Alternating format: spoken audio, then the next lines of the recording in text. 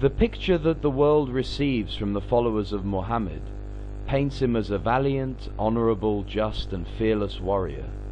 What is the reality and what are the facts? The greatest threat to the exposure of the falsehood of the Quran are knowledge of the Quran, Hadiths, the Hebrew Bible, the New Testament, and related scriptures and history.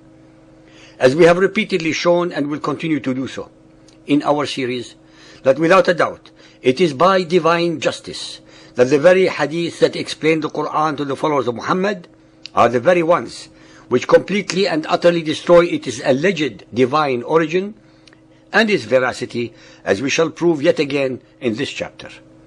Sahih al-Bukhari Hadith 4.54, narrated by Abu Huraira. The Prophet said, "By him in whose hands my life is, I would certainly never remain behind an army unit setting out in Allah's cause.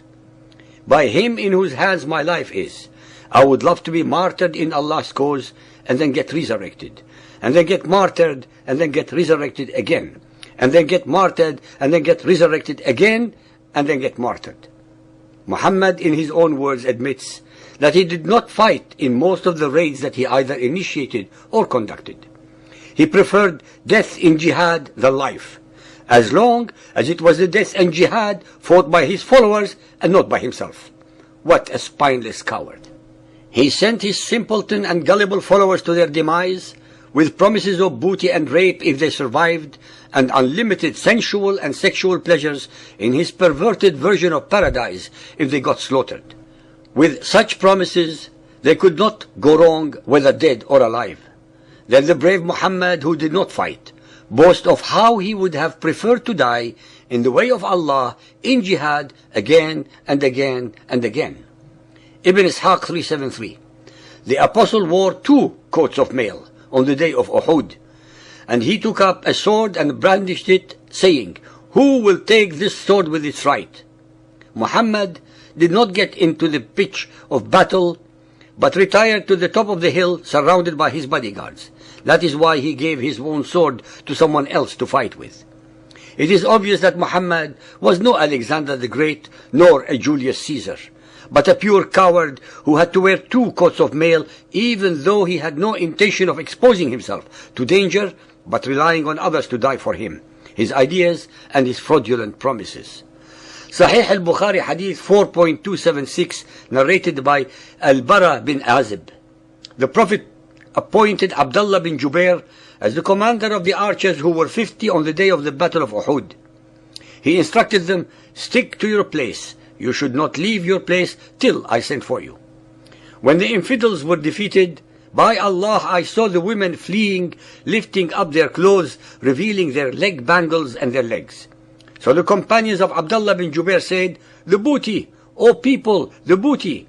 Your companions have become victorious. What are you waiting for now?" Abdullah bin Jubair said, "Have you forgotten what Allah's apostle said to you?"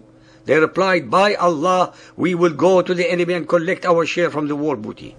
But when they went to them, they were forced to turn back defeated. At that time, Allah's apostle in their rear was calling them back. Only 12 men remained with the Prophet, and the infidels martyred 70 men of us. Then Abu Sufyan, the leader of the unbelievers, asked 3 times, "Is Muhammad present among these dead people?" The Prophet ordered his companions not to answer him. The hadiths and their history amply prove that those who converted to the followers of Muhammad did not do so for sublime spiritual reasons, but for booty, plunder, rape and enslavement of the wealth, hard work and the fruitful produce of other peoples. Sahih Muslim Hadith 4413, narrated by Anas bin Malik. It has been reported on the authority of Anas bin Malik that when the enemy got the upper hand on the day of the battle of Uhud, the Messenger of Allah was left with only 7 men from the Ansar and 2 men from the Quraysh. When the enemy advanced towards him and overwhelmed him, he said, "Whoever turns them away from us will attain paradise or will be my companion in paradise." A man from the Ansar came forward and fought the enemy until he was killed. The enemy advanced and overwhelmed him again, and they repeated the words, "Whoever turns them away from us will attain paradise or will be my companion in paradise." Another man from the Ansar came forward and fought until he was killed. This state of affairs continued until the 7 Ansar were killed, one after the other.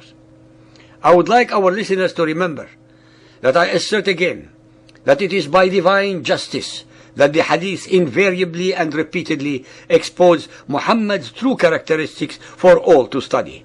The gutless but self-declared jihadi Muhammad pretended to be among the Muslim dead and would not answer Abu Sufyan's plain and clear challenges. As usual with Muhammad, he expected others to expose themselves to danger. Any fair-minded and inquisitive person would ask the following questions. Why was not Muhammad at the forefront of the battle instead of being at the rear? Why did he give his own sword to someone else to do the killing with? Why did he wear 2 coats of mail, especially since he had no intention of fighting? Why did he not fight to defend his position, but begged others to die for him? Why did he pretend to be dead if he believed he was the messenger of Allah and that Allah was on his side? Why, at the very end, did he not answer the challenges of the leader of the Quraysh, but expected others to do so? Can any follower of Muhammad answer these simple questions? Ibn Ishaq 380. When the enemy hemmed Muhammad in, he said, "Who will sell his life for us?" 5 of the Ansar arose. They fought in defense of the Apostle, man after man, all being killed. Even though Ibn Hisham had edited Ibn Ishaq's version of events by taking out items that were not complementary to Muhammad, even so, the story as depicted shows an extremely craven and unprincipled man who would send any number of his gullible and unsuspecting believing followers to certain death without lifting a finger to defend himself. Ibn Ishaq 381. Abu Dijana made his body a shield for the Apostle.